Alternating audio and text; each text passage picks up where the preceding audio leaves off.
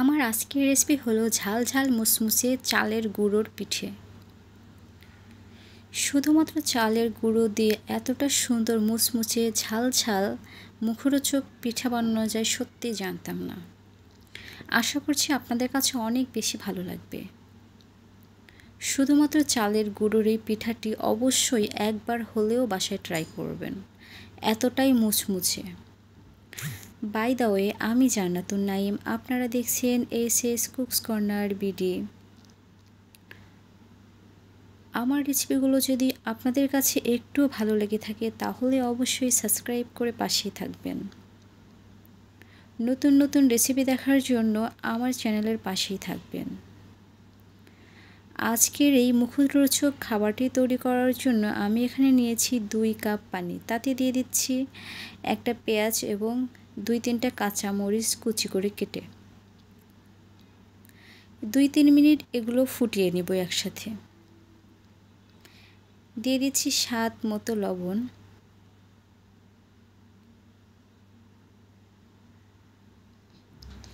এখানে আমি সামান্য কিছু গুঁড়ো মশলা অ্যাড করব।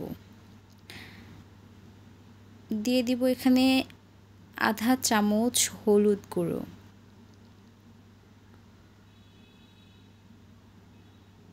আধা চামচ ধনিয়ার গুঁড়ো,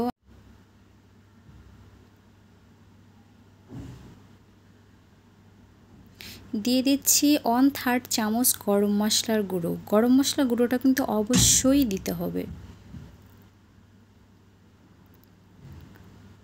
এখন এখানে অ্যাড করে দিচ্ছি 1 কাপ চালের গুঁড়ো। নেড়ে চেড়ে একটা রুটির খামির বানিয়ে নেব। রুটি যেমন খাই আমরা ঠিক তেমনটা একটা খামির বানিয়ে নিচ্ছি।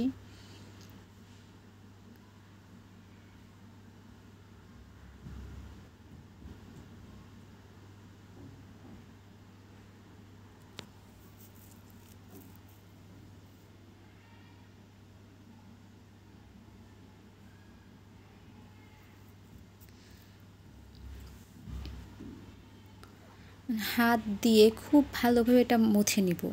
ভিতরে যেন কোনো লাম্পস না থাকে সেটা খেয়াল রাখতে হবে। একটা সফট ডো বানিয়ে নিয়ে তারপর এখান থেকে একটা রুটি বানিয়ে নিব। আবার বলছি, খেয়াল রাখবেন ভিতরে যেন কোনো লাম্পস বা দলা দলা না থাকে।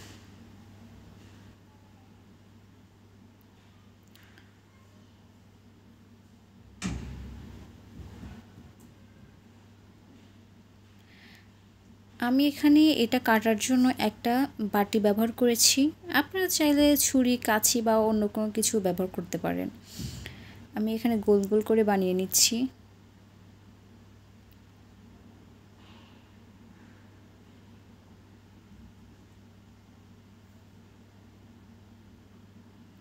ডিজাইনটা হলে কি হয়, এটা দেখতে একটু ভালো লাগে। তাছাড়া খাবারে কিন্তু স্বাদের কোনো পরিবর্তন হয় না। সো আপনাদের যেমন মন চায় আপনারা তেমন করে বানিয়ে নিতে পারবেন।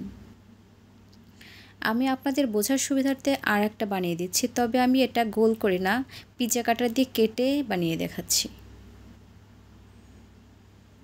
ফার্স্টে রুটি বানিয়ে নিতে হবে অবশ্যই। তারপরে এই যে পিৎজা কাটাটা দেখতে পাচ্ছেন, এটা দিয়ে লম্বা লম্বা করে কেটে তারপরে ছোট ছোট টুকরো করে নিচ্ছি। এই যে দেখতেই পাচ্ছেন 5টা কিন্তু কেমন ঢেউ ঢেউ ডিজাইন হয়ে গিয়েছে। আমি 2 রকমভাবে বানিয়ে নিয়েছি। এখন এগুলোকে আমি গরম তেলে মিডিয়াম টু লো হিটে ভেজে নেব। হাই হিটে কিন্তু ভাজতে যাবে না, তাহলে কিন্তু খুব তাড়াতাড়ি পুড়ে যাবে। তার আগে কিন্তু অবশ্যই তেলটা গরম করে নিতে হবে। ঠান্ডা তেলে দিলে কিন্তু পিঠাটা ফুলবে না, চুপসে যাবে। দেখতেই পাচ্ছেন হয়ে গেল একটা পিঠে। একইভাবে আমি সবগুলো পিঠে ভেজে নেব। দেখতেই পাচ্ছেন কতটা ফুলকো হয়েছে, মাশাআল্লাহ মাশাআল্লাহ।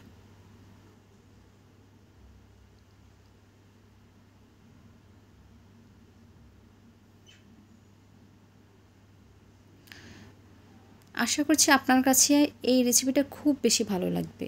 ঝাল ঝাল মুখরোচক এই খাবারটি। সবসময় কি মিষ্টি খাবার ভালো লাগে বলেন? কখনো কখনো ঝাল ঝাল খাবার হলে কিন্তু অনেক বেশি ভালো লাগে। মিষ্টি খাবার খেতে খেতে দেখবেন একসময় বিরক্তি লাগে, কিন্তু ঝাল খাবার খেতে খেতে কিন্তু কখনোই বিরক্তি লাগে না। সো বাসায় আজকেই ট্রাই করবেন এই রেসিপিটা। ভালো থাকবেন সবাই। আবারও হাজির হব নতুন কোনো রেসিপি নিয়ে আপনাদের সাথে। আল্লাহ হাফিজ।